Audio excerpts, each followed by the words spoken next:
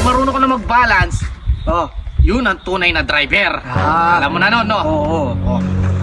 Tuwid mo kasi! Oh.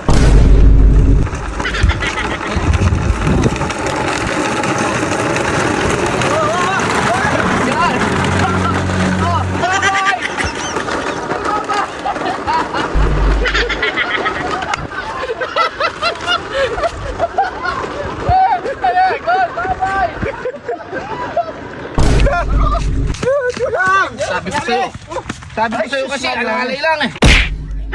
Sakay na, baklaran, oh, ay, sakay na. Woo!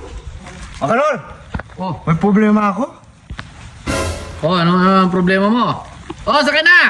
Turuan mo ako mag-drive. Di ako marunong mag-drive. Ba, ibig mo sabihin, gusto mo matuto mag-drive? Ba, siyempre.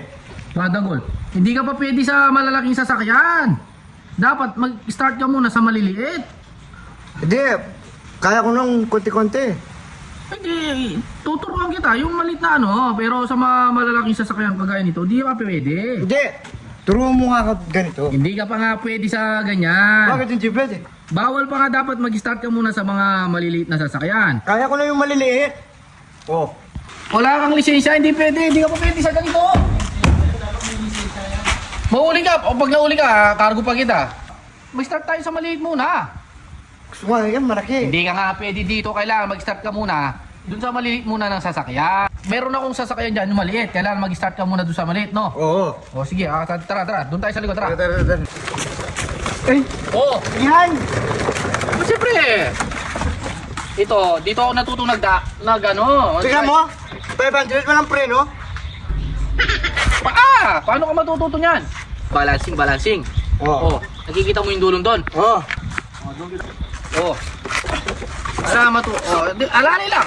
Kailangan marunong ka mag-balance. Pag nag-balance ka, pag marunong ka na mag-balance, yun ang tunay na driver. Alam mo na no? Oo. Yeah, ma? Ge. Okay. Mo lang.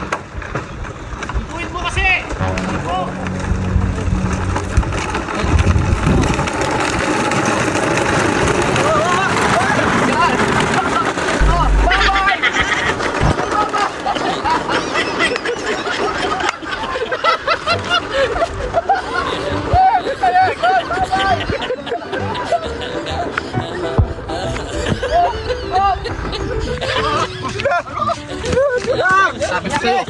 Sabi ko sa'yo kasi, alalay lang eh.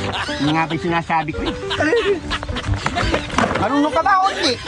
Hindi ko alam kung nagmamanok. Paano pa kita tuturuan yan? Sabi mo magaling ka na. Walang nga kayo. Basta! Stop! Walang nga. Salanan ko pa, no? Tara na! Dali mo na to! Siniraan mo pa yung ano ko. Ay, huwag ka na magpaturo. Hindi ka rin pala marunong, ha? Problema pa kita.